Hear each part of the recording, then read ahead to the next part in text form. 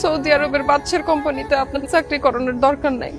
আমি কোনো বাদশার বড় কোম্পানিতে চাকরি করি নাই পারুল। আমি তোমাকে সবাই মিছা কথা কইছি। আসলে আমি মরুভূমিতে উট চড়াইতাম।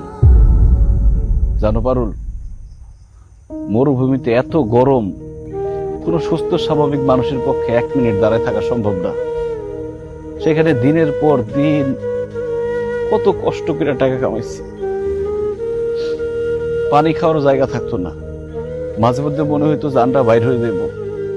অনেক দূরে যাইতে হইতো পানি খাইতে। বেশি দূরে চলে গেলে মাঝে মধ্যে ফিরতে ফিরতে রাত হয়ে যাইতো। বালির মধ্যে ঘুমায় থাকা লাগতো।